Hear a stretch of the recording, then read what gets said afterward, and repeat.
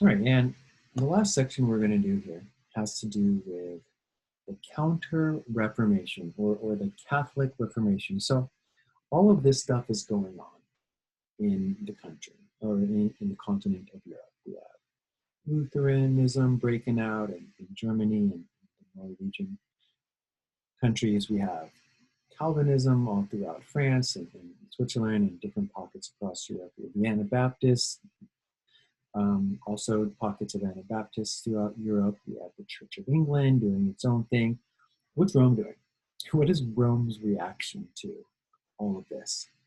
And we're going to find out that, well, one of the things Rome does is it launches a counter-reformation. And some of the aspects of this counter-reformation. So the church says, look, maybe we do need to make some changes, right? Maybe some of the things that are happening within our church right now are inappropriate. We should not allow that to happen. So one of the first steps is a rebirth or a re-significant,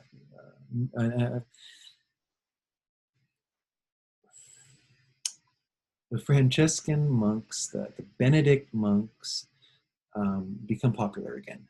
The church chooses to emphasize these people again. Now, the Franciscan monks or the Benedict monks, they had taken a vow of poverty. These were missionaries who would go around, and in this case, they started moving around in Europe, and they would take a vow of poverty and live amongst the people. And since one of the biggest complaints about the church was the selling of indulgences, was the church owning too much land and being too rich, the church selling jobs as priests and that kind of thing, this was kind of the opposite. This was saying, wait a minute, no, look at these guys. They take a vow of poverty and live amongst the people. These aren't rich people. We have elements of our church that are not what you're claiming that they are. So there becomes kind of an emphasis or a re-emphasis on this particular group. The Carmelites become one of, or nuns become another group that takes a vow of poverty that lives amongst the people and teaches the people and does things for communities that sometimes we'll see that they run orphanages and other charitable things. And this is the church's way of saying, look, we're not what you're saying that we are, okay? We have some popes in this period that send out cardinals. So real quickly if you remember feudalism, there was a hierarchy, there was a ranking system over who was most important in society, right? We had kings and lords and knights and peasants, everyone else. Well, the church had a ranking system too. And on the top, and it still does, and it's still the same ranking system. So at the top is the Pope in Rome. Underneath the Pope were people called cardinals. Now, I'm not sure today, but at one point I remember that Los Angeles had its own cardinal named Cardinal Roger Mahony. I'm not sure if he's still the guy anymore. The cardinals are sent out to supervise certain areas of the world or of where the Catholic faith is strong. Underneath cardinals are bishops, and underneath bishops are priests, right? This is the majority of the people. I think I'm done with my gum. Too much sugar for me. Thanks, can I?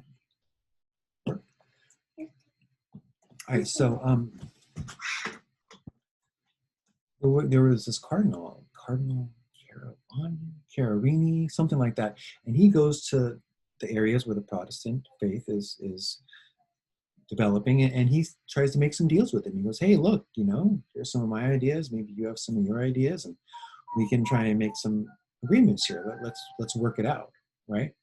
In an attempt to maybe keep this religion together. And when he comes back to the Pope, there was another cardinal, I believe his name is Cardinal Cafara, something like that, who will become Pope Paul III, okay? And this cardinal, all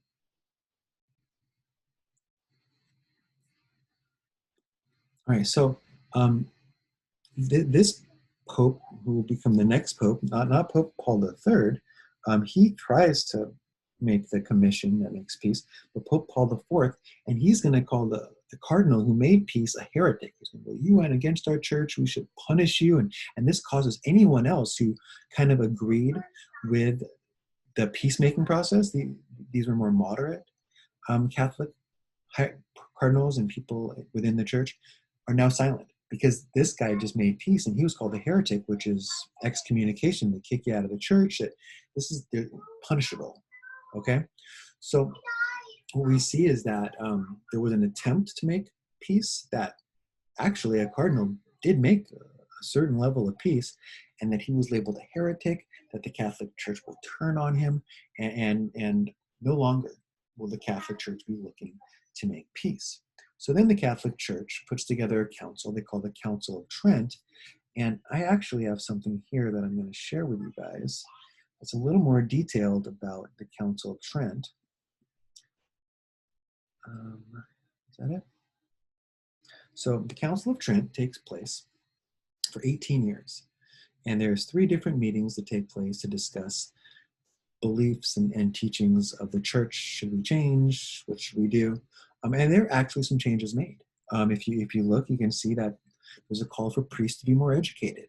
One of the complaints, of course, was that priests didn't know what the Bible was saying. They were uneducated. They had bought their job because they were rich people and they shouldn't be priests. And now the church says we need to make sure every single priest is educated, can read the Bible, is a high level educated in Christianity. They also say that we're going to watch over things better. We're going to discipline bad behavior within the church. We're going to do a better job of managing our churches. And thirdly, and maybe most importantly, they decide that they're going to stop selling indulgences. Now, this is a really big deal. This was Martin Luther's main complaint. This is what triggered him into starting this whole Reformation, this idea that they were selling forgiveness of sins, not just for the people who were committing sins, but for your dad and your grandpa just trying to make that money, right? So this is some concrete steps that the church makes in the Council of Trent. That being said, they disagree with many of the ideas of the Protestant Reformation. They say,